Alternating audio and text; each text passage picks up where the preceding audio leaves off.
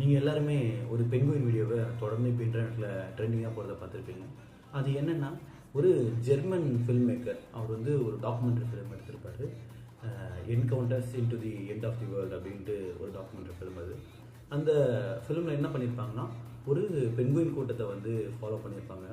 அப்படி அதை ஃபாலோ பண்ணும்போது ஒரே ஒரு பெங்குயின் மட்டும் அது காலனி கூட போகாமல் தனியாக ஒரு முடிவு எடுக்குது. என்னென்னா, குளிர்காலம் வர்றதுனால பெண்குயின்கள்லாம் வந்து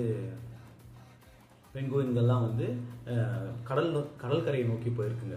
ஆனால் அந்த கூட்டத்து கூட இல்லாமல் ஒரே ஒரு பெண்குயின் மட்டும் அதுக்கு ஆப்போசிட் வழியில் மலையை நோக்கி போயிருக்கு. அந்த மலையில் சாப்பாடு கிடைக்காது, தண்ணி கிடைக்காது, உயிரே வாழ முடியாது, போனால் இறந்து தான் ஆகணும் அப்படின்ற ஒரு சுச்சுவேஷனில் அந்த பெண்குயின் ஏன் அந்த முடிவை எடுத்ததுன்றது தான் இந்த மொத்த வீடியோவுமே. இதுதான் இப்போ இன்டர்நெட்டில் வைரலாக போயிட்டுருக்கு.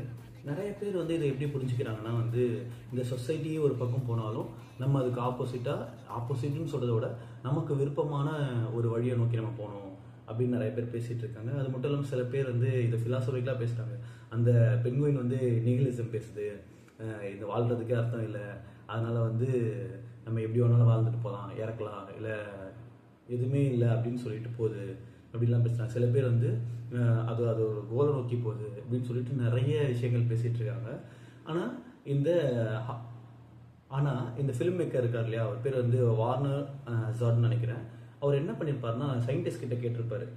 ஒரு சயின்டிஸ்ட் கிட்ட இதை பற்றி கேட்டிருக்காரு. என்னன்னா, இது வந்து சகஜமாக நடக்கிறது தானா, இல்லை ஏதாவது வித்தியாசமான சம்பவமா, பெண்குயின் ஏன் இப்படி முடிவெடுத்ததுன்னா, இது வந்து சாதாரண விஷயம் இல்லை. ஒரு பெண்குயின் வந்து வழி தவறி போகிறது வாய்ப்பு நிறையா இருக்குது. ஆனால் இது ஒரு கோலை செட் பண்ணிவிட்டு அந்த இலக்கை அடையணும்னு நினச்சி போயிருக்கு. இது சாதாரண விஷயம் இல்லை அப்படின்னு சொல்லியிருக்காங்க. ஸோ இதனாலேயே நிறைய பேர் இதை பற்றி பேசிகிட்டு இருக்காங்க, ட்ரெண்ட் ஆகிட்டு இருக்கு. ஒரு கோலுக்காக தான் உயிரையே விடுறது கூட இது தயாராக இருக்குது அப்படின்னு பேசியிருக்காங்க. நீங்கள் என்ன நினைக்கிறீங்க? நீங்களும் இந்த பெண்குயின் மாதிரி தனியாக தான் இருக்கணும்னு நினைக்கிறீங்களா, இல்லை உங்கள் கோலை நோக்கி போகணும்னு நினைக்கிறீங்களா, இல்லை நீங்கள் எப்படி இந்த பெண்குயினோட செய்கை புரிஞ்சுக்கிறீங்கன்றதை கமெண்ட்டில் சொல்லிட்டு போங்க.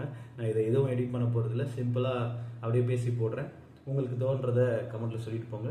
இது போல் நிறைய ஸ்டோரிஸை பற்றி நான் பேசணும்னு நினச்சிங்கன்னா வித்மனோஜ் பேஜை ஃபாலோ பண்ணுங்க.